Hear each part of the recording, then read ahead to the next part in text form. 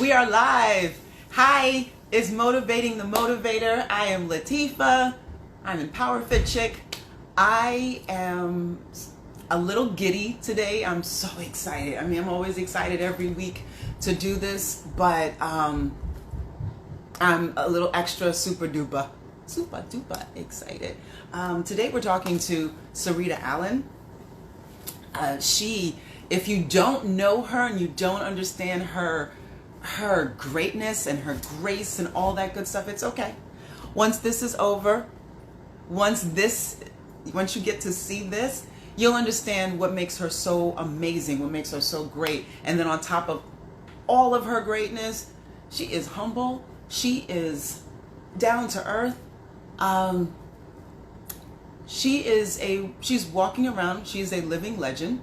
So if you ever see Sarita, or you ever hear about her, or you ever have the chance to just write her or anything like that, do me a favor, just let her know that you yes, yes, because she's amazing. She is absolutely amazing.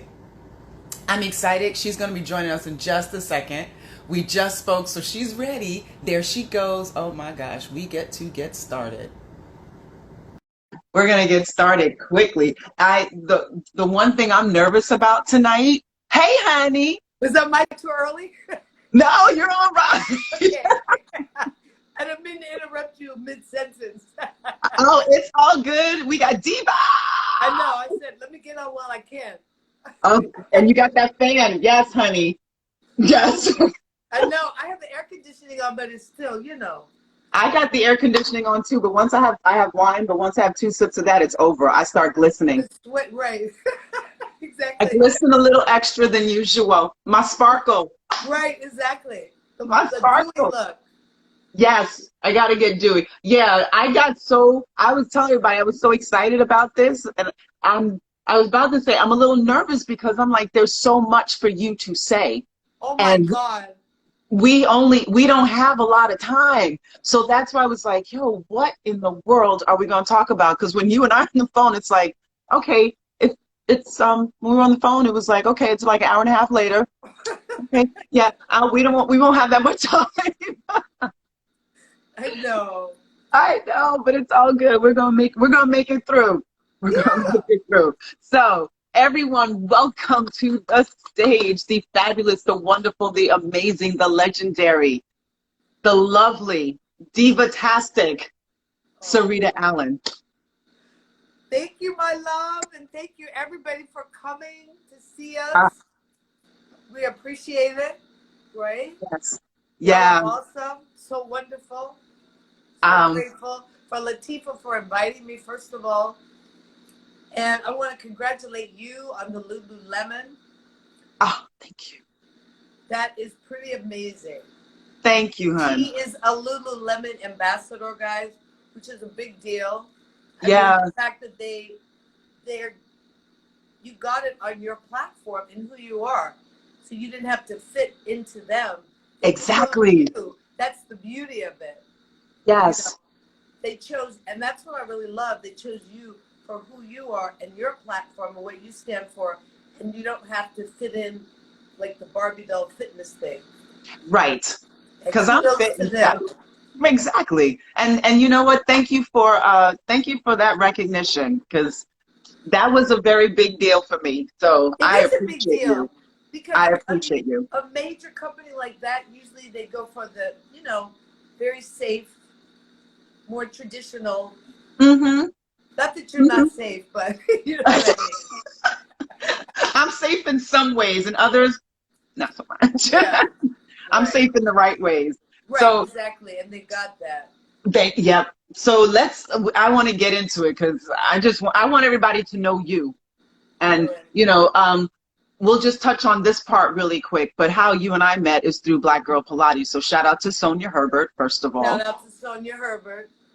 Shout out, because she's the one who started this group, and it's because of this group that I got to meet Sarita.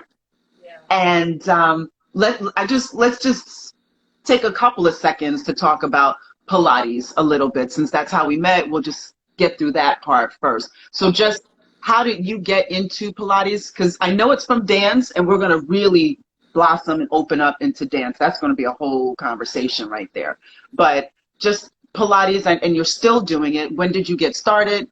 I know you're still teaching. So what Yes. do you do with Well, I Pilates? got into it by, I'm not going to say accident. I came to New York on a scholarship with Dance Theater of Harlem. I had dreams of becoming a ballerina.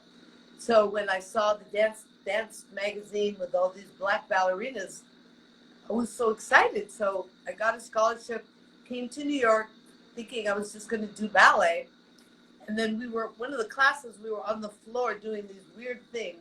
I had no idea, because who knows back there, early 70s, what Pilates was. Right, right. And it turns out my teacher was Kathy Grant.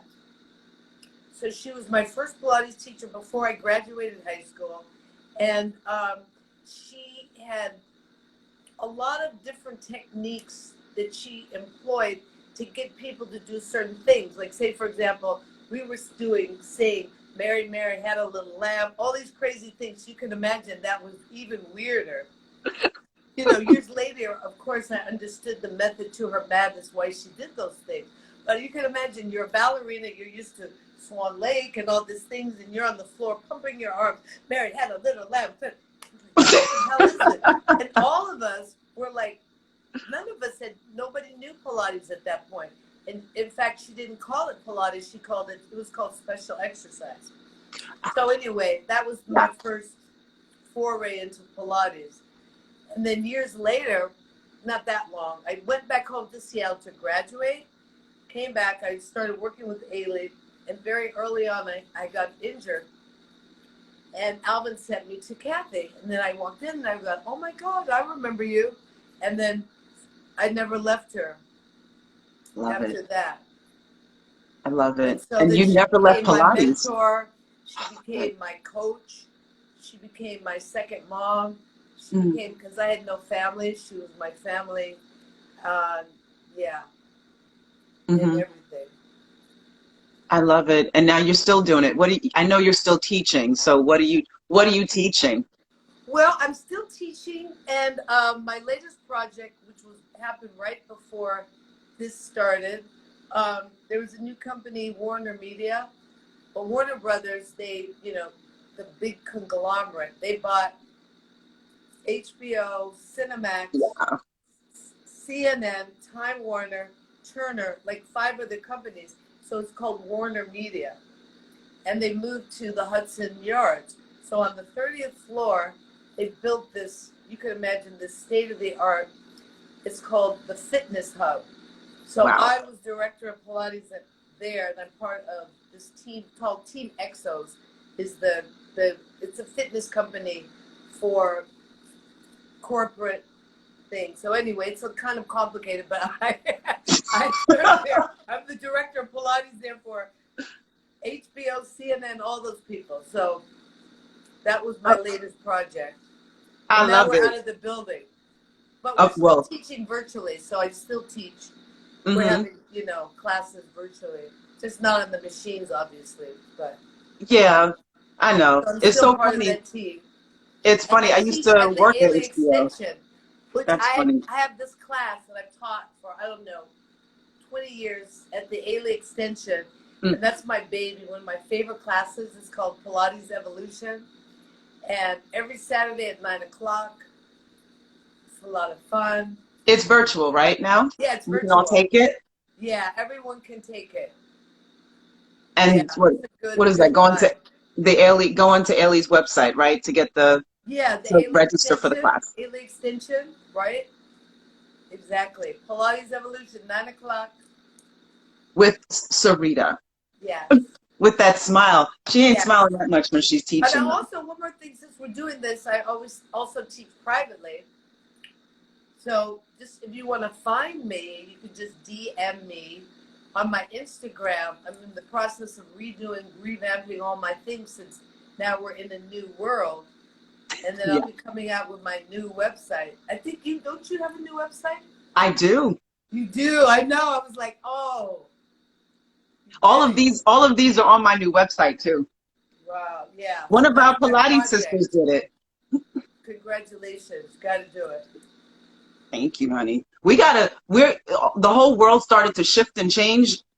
We got to shift and change with it. Right. Exactly. That's why. Yeah. That's why. Yeah. And I know, it's funny. I keep saying I was going to take your class. And then when all this happened, I was like, oh, well, I guess I can't. There's no excuses. Right. I Oh, got to and get then my butt another beat. opportunity. I have a class on Pilatesology. I'm teaching one Thursday, but it's sold out. But one is August 11th. And it's an interactive class, meaning I'm going to be like teaching, not just giving a class. So Oh, you'll have a lot of personal attention. so wait, you said it's sold out? Well, the one Thursday is, but I'm doing another one August 11th. Got it. Okay. Yeah, Just checking. yeah. So that's an opportunity, and it's a small class. So again, I'm going to be in the camera watching, Yes. not demonstrating. Just my eye is on everyone. Who is systematic? She is working it. She's given All the right. time. Thank you so much. She's like, it's at 9 a.m. It is this. Thank you, sis. She's like, don't anybody miss this one. She's my good friend, but also my team, my PR consultant. So I love it. See, that's when you are divalicious. You have a team. yeah, she's part of the team. Yeah. Yes. It's funny because when you said you're actually teaching it, like you're in the camera, Yeah. that that makes me a little nervous. Why? I don't know. Because I don't know. Not all the classes. This particular one is No, but this is the one I want to take because I know I right. need that. Like we know what Pilates does for our bodies, Yeah. you know, like that mind body connection and stuff, but we also know that Pilates is no joke. It's no joke. It's no joke. Yeah. And it's It's very funny you said specific. that though, because I was thinking about one of my themes is, well, actually the theme for the one August 11th, I decided calling it Kathy Grant's Gems. So it's going to be like her greatest hits, if you will, because she has so many. But I'm going to be teaching some of her nuggets. I call her gems. Oh, I love that. Okay, The then I one have I'm to. teaching Thursday, I just decided is called a cheat day. I'm going to be teaching all the things that usually you're not supposed to do, but I'm going to allow people to have a little freedom. So I'm calling it the cheat day. I Oh, probably man. shouldn't say that because Pilates is so strict. I'm not It is saying very you're going to be strict. wild, but you can have a little bit of freedom, you know. It is very strict, but that Right. helps with the discipline. I guess I know for you, you know, you're a dancer and you're not just like, oh, I dance when the music comes on. Like you are trained. Yeah. So, and there's a level of discipline that comes with that. So it only feels right that that would be one of the directions you go in. But can you, oh, really quick, you mentioned Kathy Grant a couple of times. I obviously know who she is. Just let everybody else know, let everybody who's watching know who Okay. she is in case they don't know and why she's so significant. Well, Kathy Grant, I don't know, we could spend 8 hours, but Yeah. since we're talking about Pilates, we'll talk about her. She was, Miss Joseph Pilates only gave 2 people a certification. He taught lots of people, but he only certified 2 people to teach. Meaning, so when he certified them, he taught them to teach it. So you know it's different, Latifa, when you're studying something, but when you have to be taught how to teach it, that's a separate thing. Right. So she was one of only 2 people, her and her friend Lolita San Miguel. So that was number 1, which was a big deal. Mm-hmm. And later she opened a studio at Bendel's, but at that point I think there was only maybe 5 other studios open in the Pilates, teaching the Pilates method. So now I don't know how many there are around the world. Yeah. 1,000. So it was a big deal. But she also became the go-to person for not only a lot of stars, because at the time Henry Bendel's was like Bergdorf Goodman's, Saks Fifth Avenue. Yeah. So she had like the creme de la creme, like the Rockefellers and the most the most richest people in New York, the society, and then all the movie stars, because Pilates was new and everyone knows socialites and Mm-hmm. stars, they always looking for the latest thing to keep Yes. them looking good. And they have the money to do it. They're always on the latest trend. So they would go to her, but she told the owner of the Vendels, she says, I'll take the job, but I want to take dancers. Dancers don't have money, so I'm gonna take them at a lower rate. They're gonna pay whatever they can. And so that's how she started working with dancers. And she developed this technique through her own study of anatomy and her innate intuition. She became the go-to person for most the famous dancers in the dance community, from the ballet world to the modern world. And she was getting them back on stage because there really wasn't any really good personal PT for dancers per se. They had like sports medicine, but not really specifically for dancers back in the day, maybe one or two people. So she was getting people back on the stage from really bad injuries, not just sprained ankles. And that's how she came to Mr. Pilates, with a bad knee. They said she would never dance again. And he got her dancing again, so he taught her how to do that.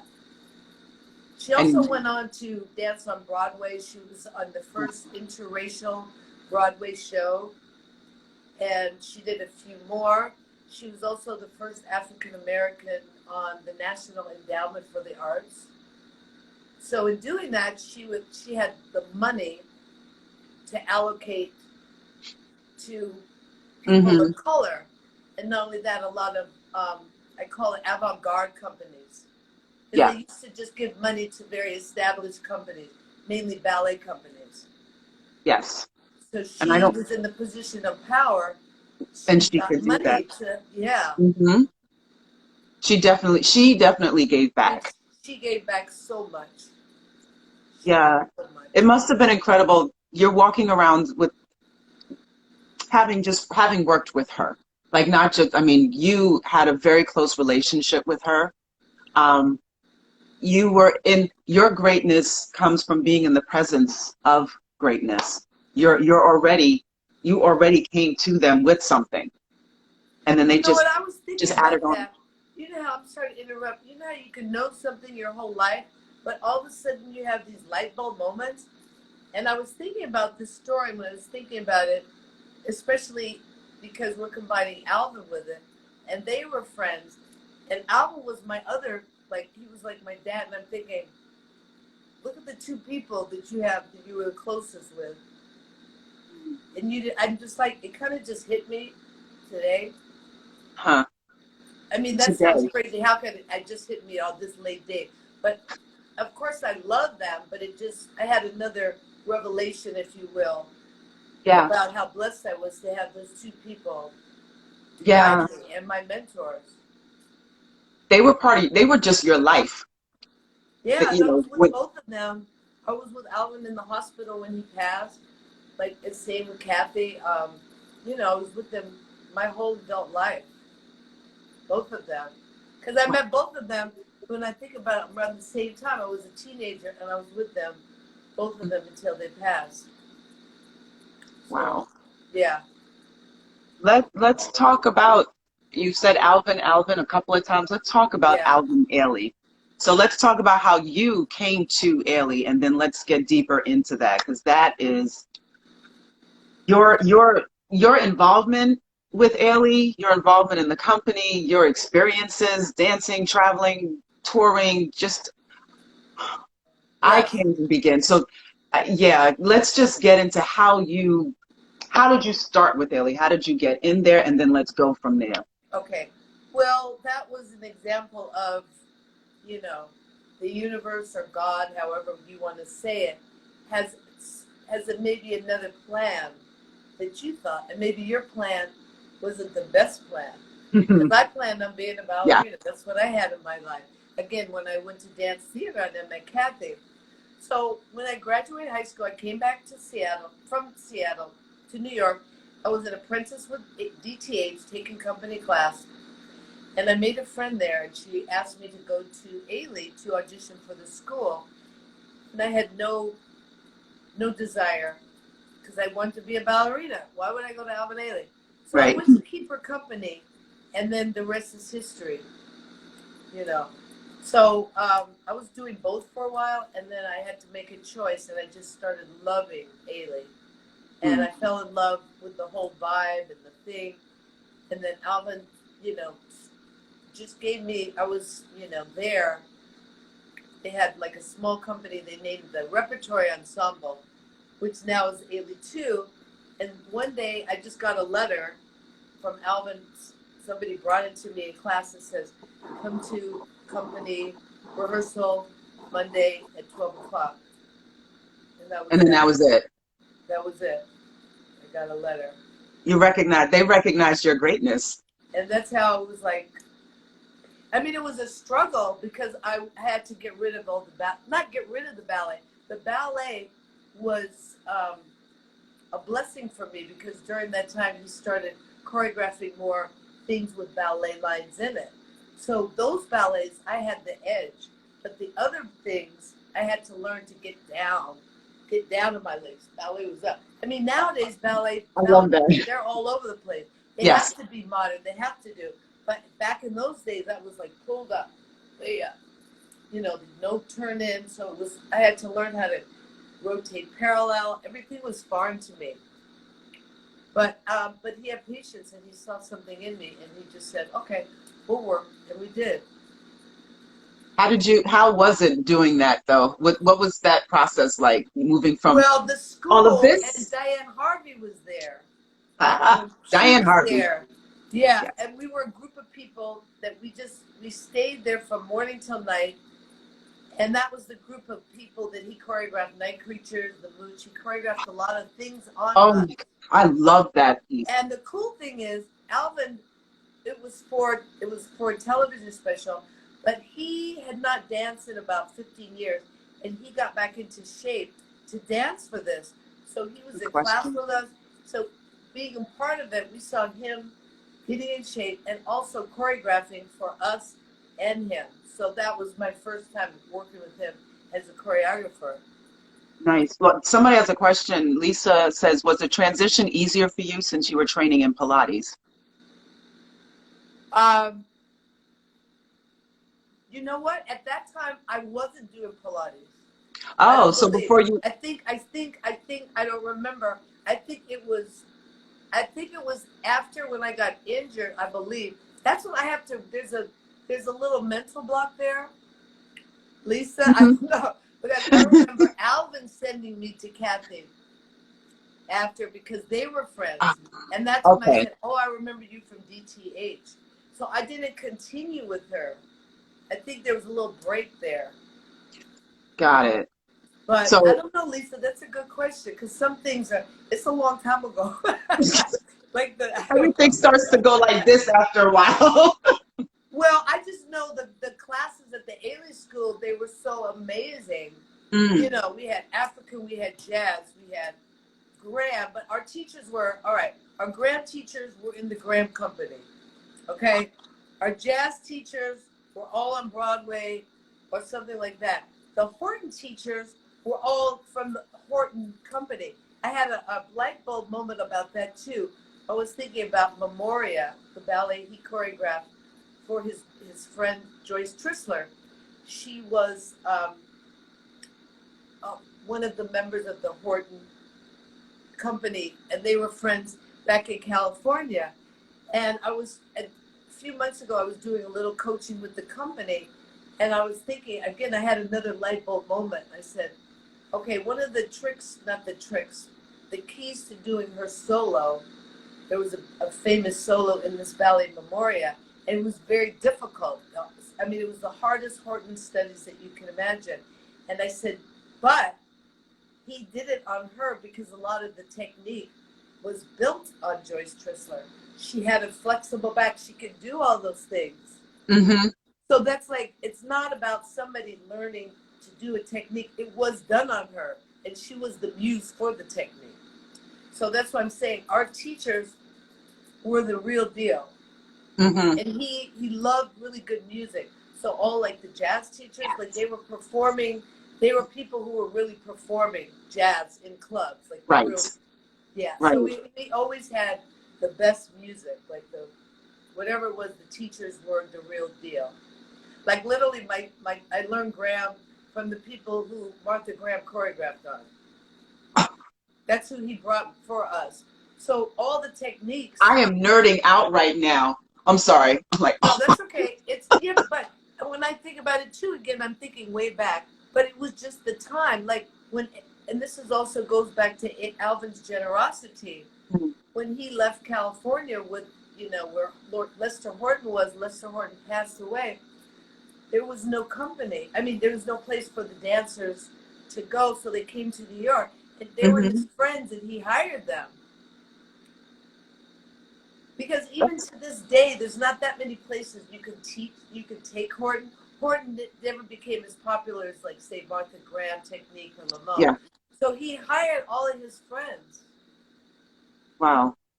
Hired, Imagine that gave you them hire your jobs. friends are so that your friends have that level of I can't even begin to imagine because I have Yeah, some pretty freaking amazing friends, but they can't be. But right. it's But he was um always like that. That's one of the things about Alvin. When he had his company, he was known. Well, he's not known, but when people think about it, they should.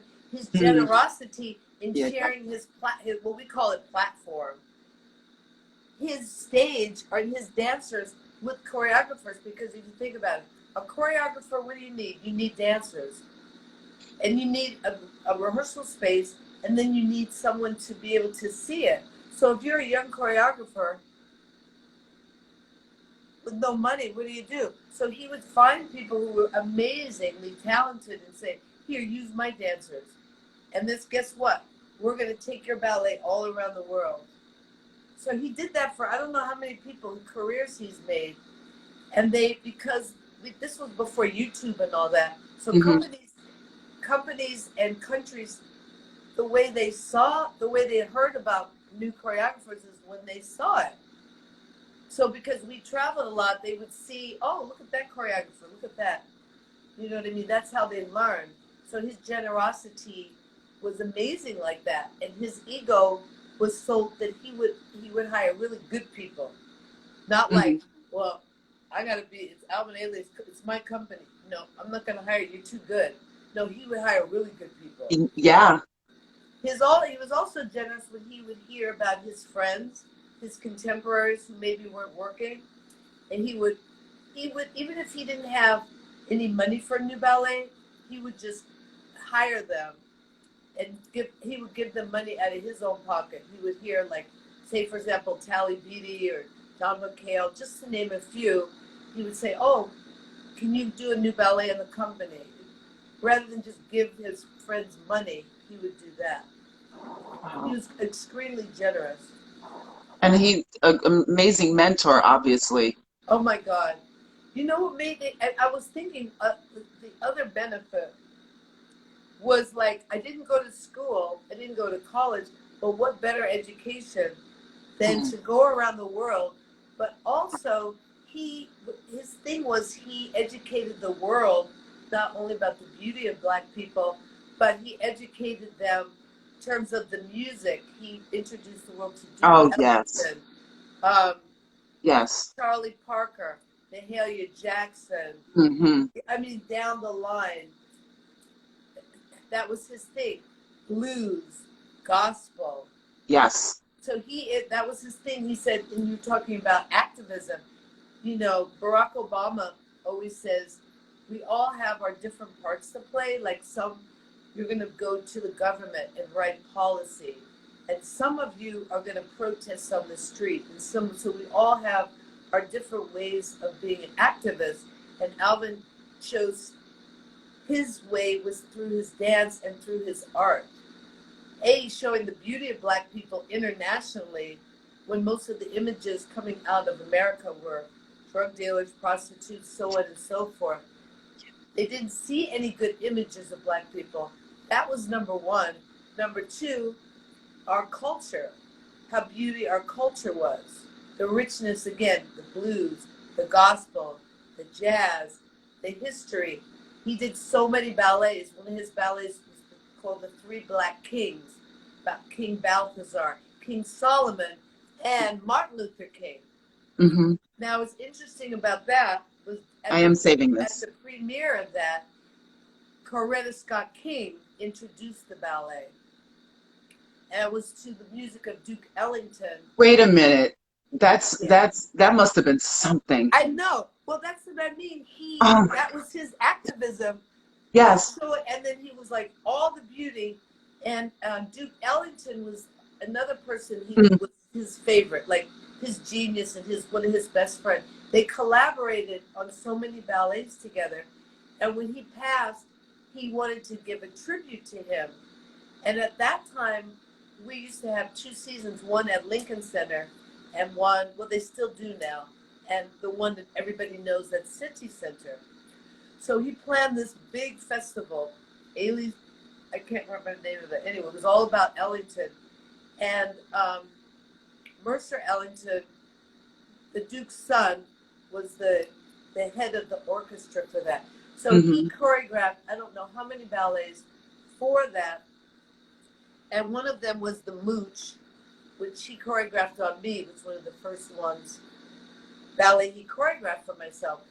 That was the Night Creatures, and then the Three Black Kings at Lincoln Center, and Coretta Scott King introduced the ballet. Wow. So there's a lot there in terms of his activism. Just the fact that him starting the company was activism. There was no place for them to dance. So he Right. saw all these dancers in New York. They were amazing. And they would do little things here and there like he did. Maybe you got a Broadway gig. Maybe you did something else. Or like Kathy Grant. She wanted to dance. She wanted to also be a classical dancer. Of course, where's she going to dance? She went to Harlem to the Zanzibar Club. Now, you think that she trained her whole life classical ballet, and she's doing like cotton club dancing. Not to say that it's bad. Right. But we saw people who were really trained not having places to go. And with no money, no board director, talk about stepping out in faith. He started this. You know, I love that you talk about that. I love that you talk about when you talk about his activism was his art was his activism. I love that you say that because, like, especially now during these times, everyone's like, well, how do I do whatever? And I've always been telling folks, and they've been memes about finding your own lane, finding going true to what you have. Your contribution is true to who you are. That's it. And if you're right, people may not see it as activism, but yes, if you are showing all these bodies and showing all this beauty that is usually not shown as beautiful, you're showing yes. all of these things that have been made to be ugly. Like, people have been told it's ugly, or no one knows our music, or no one knows this, and all of a sudden people get a glimpse into the beauty of our culture. Right. And there's so much to it. I love that you mentioned everything. There's the jazz, there's the gospel, there's the blues, there's all of this stuff, and it's stuff that emanates from our soul anyway. Right. And before that, again, the images they would have, like Step and Fetch It, they would have us be, you know what I mean? Or the women were always maids, never in a beautiful. So he made sure we had glamorous parts when we were on stage. Not all the time, but he wanted us to look beautiful, like women, beautiful. No, you all put your high heels on. You're not going to be the maid and Step and Fetch It. You never really saw black people being beautiful. I mean, occasionally playing a horn, but only here and there. Yes. Not so much. So, I mean, there was so much. And then he also was an activist when he chose at one point to integrate his company, which was kind of a big deal. And not so long before that, it was really against the law. In a lot of states, they have interracial couples dancing, but they didn't really, you know what I mean? It was still, and even the whole race thing was kind of funny. Like Kathy had a lot of trouble sometimes in Broadway, or certain other people who were light skinned, if they would put them with a dark person, they go, no, because they look white, and we can't have a white and black couple, even though she was black. So I'm just Wow. saying, he put everybody together. He had Asians and whites, black people, and they were, dancing together. So that was also a form of activism. What's amazing about that is where he came from, the segregated South, like really segregated. Yeah. Yeah. Like, I mean, he picked cotton with his mom. They were dirt poor. I mean, this is like nigger time, just separate drinking fountains, everything. He Yeah. saw the most horrific treatment of his mom by white people. So you have thought he would have grown up to be the most militant person. But he, like Dr. King, chose to show the opposite side. He goes, no, that's not right. That segregation was not right. So I'm going to show his other part, as well as showing the beauty of black people, was showing that people could coexist together and create beauty. So that was also a big deal to see all those different people on stage.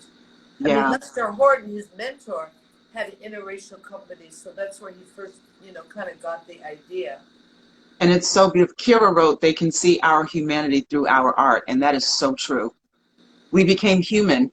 He had us going through the world, and he allowed us to be human. Yeah. If You know, other it's so people funny. guys, because we already knew that. Yeah. But it's interesting you said the world, because we were the first company. I mean, President Kennedy started this cultural kind of thing, sending Americans overseas, but he first chose the Ailey company to go to Australia, to Asia, and it was the first American company I didn't know that. in USSR. When they called it Russia, but they still called it USSR. It was communist because it was closed, but they had heard about the Ailey company and they asked. So it was the first time not only black, an American company was performing in the USSR. And in Russia, dance is like the biggest thing for them. They hold it like their football, even though it wasn't ballet. So their first performance there, they had like a half an hour standing ovation, and people, which is a big deal in Russia, because dance to them, as I said, is God. So due to that, the success of that tour, they became known as America's cultural attaches, or no, cultural ambassadors. Ambassadors, yeah. So they represented the USA all over the world. It's amazing. Yeah. I love that. I love that Yeah. during that time, people without, we're representing the United States. Yeah.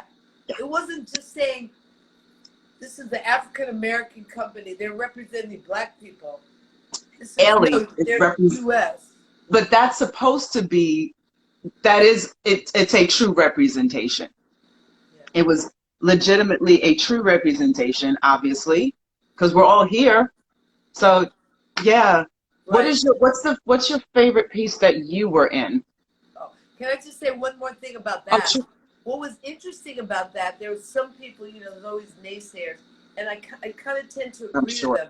A lot of people were saying, yeah, it was a great thing that they were the cultural ambassadors, but they said it was a bit hypocritical for the government to show that. Yeah.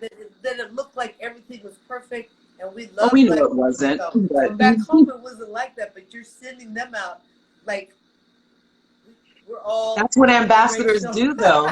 Ambassadors make us look good wherever we are, right? They still do it. So an ambassador makes us look good. Right. And that's what you all did. And yeah, it was not a true representation, but it was a representation. Yeah. And it was great. I mean, what he done.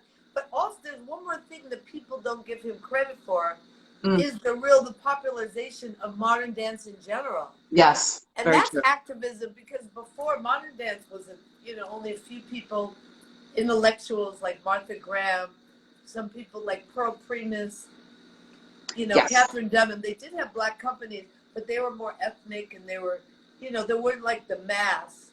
So because of him, the dance explosion. So he, on purpose, he said he wanted to choreograph things that his cousins that his friends would be comfortable in going to. Mm-hmm. Not to say it was dumbed down, but entertainment, theater, beauty, things that they can relate to. So he opened up the world for a lot of companies to work, not just black companies. That is a legacy. Yeah. That is a legacy. Right. Yes. Yeah. Now, your favorite piece or My favorite pieces. piece of Wait. Ailey It's kind of choreography. multiple though. Your favorite pieces, give me some kind of something behind it, like the story behind it. Give me your Okay. experience behind it. Well, one of my favorite. I'll just since we're talking about Ailey, Mm-hmm. I'll talk about. Oh, I'll talk about my favorite Ailey ballets. One of my favorite characters, and again, the fact that he named it Alvin Ailey American Dance Theater, that is Yeah. relevant too. So it was theatrical. That's also Yes, very much so. people made it. It was interesting for people to see. Um, there's a ballet called Masakela Langage. That was also very political. He made it in his. It was his response to apartheid and what was going on in South Africa. The music was Hugh Masekela, who was a very famous, South African trumpeter. But he had it staged in a, a place, a small club in Chicago, Southside Chicago. But it could really be anywhere in the world. And in fact, the ballet's so timeless, it could still be now. It's all Mm. different characters, the different characters that would inhabit a neighborhood club. And I played I played two characters. My favorite one was the Angela Davis character. So I have Oh, this picture, having a huge afro and just like, power to the people. And I was militant. And it was like one of my favorite things. You could just go crazy. He had all these things where you just could get your life and you had to just pound the stage and look at the audience and just throw the men around. And it was just fabulous. And the music, the Masakela, the yeah. whole ballet is just, it's very haunting. Mm. So that's one of my favorite ballets. And actually, the second character is called A Woman in the Black Dress. She's also another woman in the club, but she's kind of a broken woman, and she's very quiet, but she's broken. So she has a lot of depth to her, even though she's the opposite of this one, but she has the same resonance. Like when she dances, she has all that, but it's inside. So the contrast, and Night Creatures, I think, which is one Yeah. also. It's so fun. It's so It's that Duke Ellington music. so good. I mean, to dance with that Ellington, Yeah. just it gives you so much. Mm-hmm. Yeah. By the way, when you said throw the men around, you got 8 million people cracking up on that. But No, I literally do though choreographically. You go and look at him. There's a dancer behind me, and you go. You look at one of them. You hold him by the shoulder, and you push him. And the other one, you go there down the line, but literally. Not that I like abusing men or anything, but it's so funny because they're big men. yeah. I'm sorry. I was trying not to laugh, and then everybody started cracking up Really? on the comments, and they're like, like, yeah, Oh, and okay, fine. shredding. Oh, wait, somebody's saying my favorite ballet, which is not Alvin's, but Alvin brought in this. This is another person, example of someone that he saw had talent, and she went on to have a company for like 40 years and choreograph all over the world. Her name is Elisa Monte, and she was a star with Graham, and he happened to see the ballet that she choreographed for her and her husband, just like a workshop, and he asked her to bring it to the company. So she chose me to be in the first cast. And I don't know if that poster, there's a photo, my famous poster was I'm in the big back of the layout. That was from Shredding. And that kind of put me on the map. It was something about the way her and I worked together. And then he invited her to come back to do another ballet. Anyway, Treading is a very magical ballet. and it was one of my first time dancing. It's with Philip Glass music. Oh, wow. Philip Glass. It's not Philip Glass, it's something like that. I should know it. It was my favorite dance. That kind of Keith minimalist trance McDaniel? music. Anyway, it's everything is seamless. And what's interesting about that is she choreographed it when she had her ankle was broken, and Martha Graham had them as a to kind of challenge their creativity. She would ask the people in the company to choreograph just to kind of sharpen their brains. So that's what this was. And right before it happened, she hurt her ankle. So she said, Martha, look, I can't do it. And Martha says, well, you have another leg. You have two arms. That's the you have your dance body. world. So it Oh my God. because of that, it became her trademark. And Alvin, the Ailey company does it because it's on one leg. You hardly ever have weight on the other leg. So she had to be.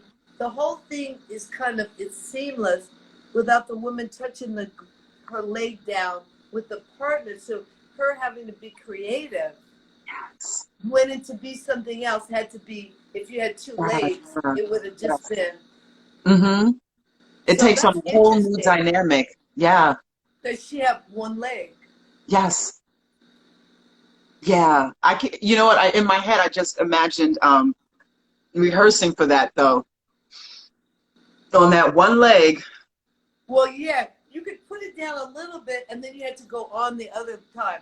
And I see it sometimes, and I see people right. Yes. put their foot. They cheat. They think the audience can't see, so they put their toe down. She had a lot when you're standing on the one leg, and the other leg was on the top, and you do all these things going off center. Mm-hmm. Because the leg with the cast is resting. Yes. I see it now. Sometimes they put their toe down, and it looks different when you think the audience can't see the toe, but it's different when you're really balancing. It has a different quality. Right. Right. Then you really have to fight for the balance. Yes, you do. That is skill. Even though they can't see it, skill. But then it's different. It's those movements, and it's stuff like that. It's the minutia of movement that makes a piece hit home. That's exactly it. That really brings something out. Yeah, that's what it is. Trying to hold that balance. Yeah. Moving around on that one leg, and it's slow. Yes. Yes. Mm-hmm. But you're right. That's the make the difference, because it's not. Look at you have one leg, just do it like this. How small is that? But with that music, people were like in a trance, but you're not like. And when it's done right, the whole audience moves with you. Yeah. They don't even know they're moving with you. Because they're focused. They're focused. They're so involved. They're invested. And the dancer's going like this, and the audience is like, they don't even know it. I'm extra excited because I was raised on this. Like, this is my parents. I saw plays that people don't even remember, like Timbuktu. Like that was, that my parents were we were season ticket holders to the Negro Ensemble Company. Wow.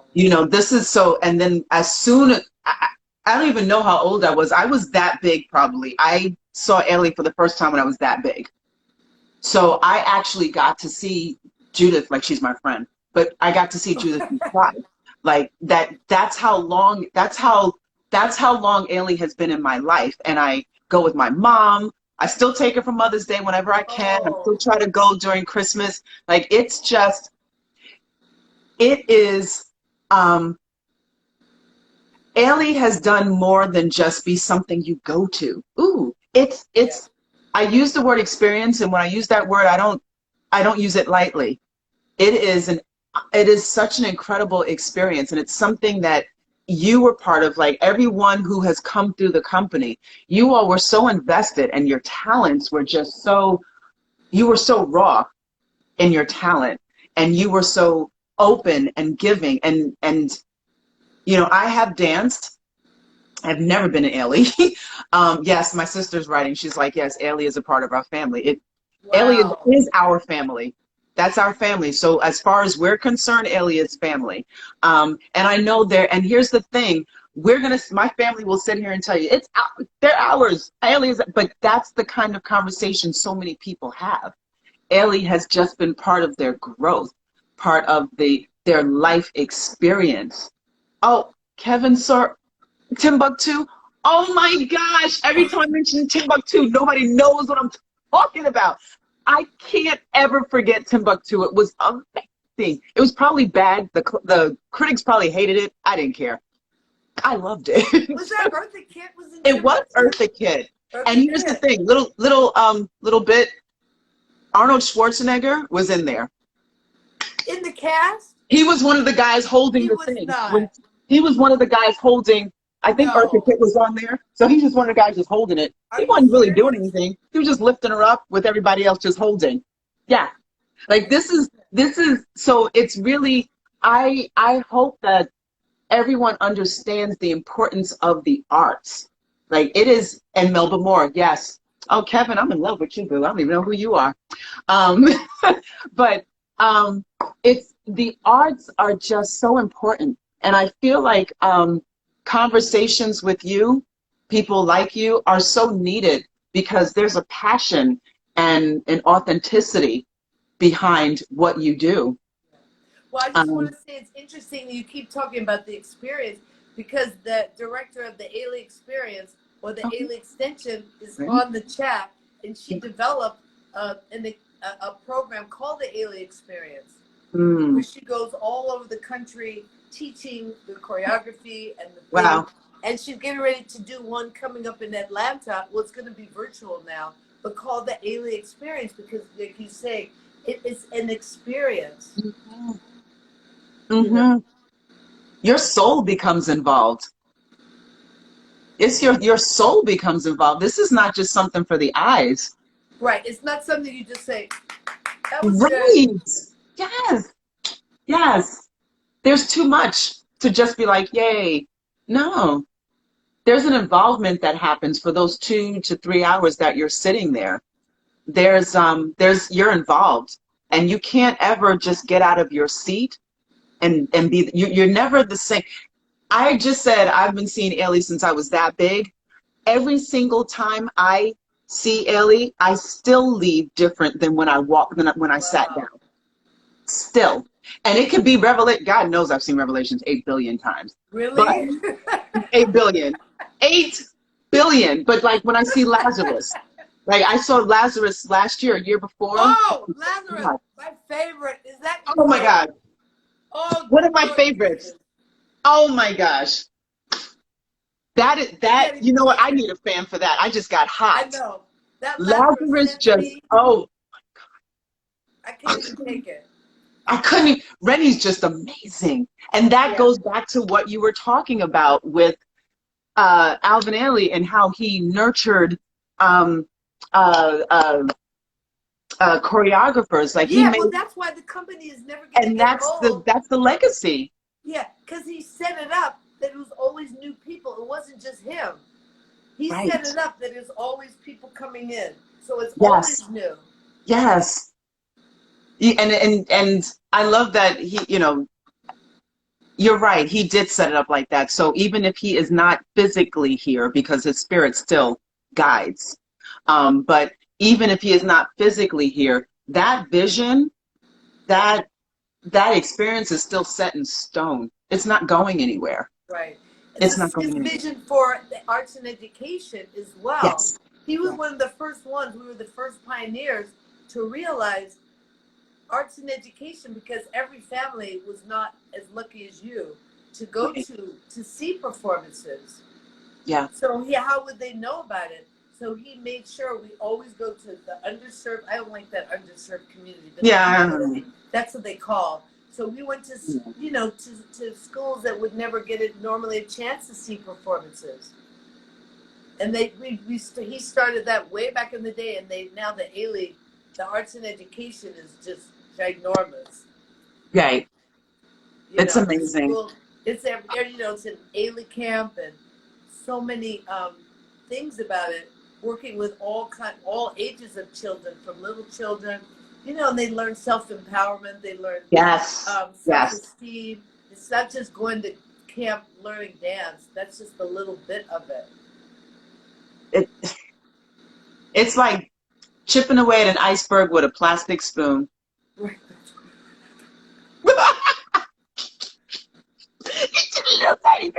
That's great. You know, okay, here's the worst part about what we're doing here. I got 5 minutes left with you. Oh my gosh.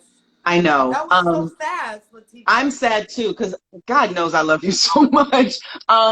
G- let's finish with a really quick thing. Like, give me 2 minutes, some final words that you would give to dancers, creative people, Pilates people, just advice you would give to anybody to just bring out something in them.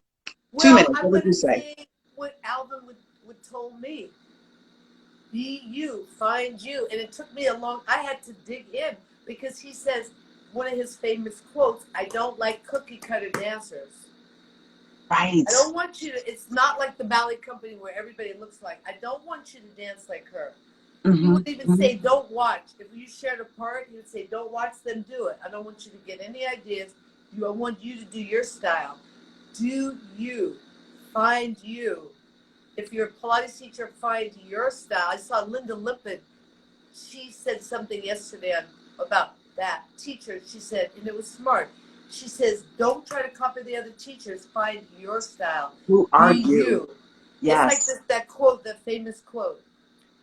What is it? Just be yourself. Everybody else is already taken. Yes, I agree. So that's the main thing. I Find agree. your thing. Find who you are. Find your creativity and what makes you different. Not what makes you like everybody else. Don't try to fit the mold because there's already 10 people doing the mold. Yeah. I like to tell people you've already broken the mold. Come on. I love that. Do you find you? That's right. Boo. Do you, boo? Do you? I'll be me. So really quick, one more quick thing. Give me a number between 1 and 10, 1 and 8. 5. Ooh, you said that quickly. Is that your favorite number? I don't know. It just came to me. Okay, so what I'm doing at the end of all these, I have these affirmation cards. Okay. So the one that you picked is, I am strong. So that's how I want to leave us today, like with the and it's funny because everybody who's picked one so far, I really think it fits. Right. It fits. I am strong. You are strong. You are powerful. You are strong. You are incredible. You are beautiful. You are, and I think there's so much that's beautiful about you, but the main thing I love the most is how giving you are. Thank you. You talked about how Alvin Ailey was like, I'll get anybody, just not anybody, but you know, he wasn't concerned. If you're great, you're great. He didn't have that. You embody that. You embody that, and you embody this incredible greatness, and you're a leader because of your humility and your experience and your education. She is a jewel. Lisa just wrote, you are a jewel. Oh, you are, thank you. She is too. Yeah, and a beautiful artist. Oh my gosh. But I say that back to you, how you've been uplifting, not to say tit for tat, but I so admire how you've been uplifting other women and with empowering or motivating the motivator. Your platform is really exceptional. Thank you. It helps when somebody wants to hear from you, that even somebody asks you to do something, uplifts you, like, oh wow, somebody asked, they want me to do something. And we all need that now more than ever. Yeah. So I admire you for not just doing a little Thank bit, you but guys. doing a lot. Let me tell you. Keeping your own business up too. I don't know how you do it. Let me tell you, we all have, you talked about activism. Mine is just making sure our voices are heard, period. And you're doing it. And I am so honored, beyond honored. I know we've had conversations and stuff, and I literally have 20 seconds remaining. Okay. I thank you so much for coming on. I love you, Sarita. I love you too. This was great. This was amazing. It was so easy. It was easy. I had all these notes here. I got pens. I'm like, Oh my God. Everybody, thank you so much for tuning in. yes, IG's thank you, about to cut us everybody. off. Love you, baby. Thank you, everybody. Bye. Bye. Take care, hon.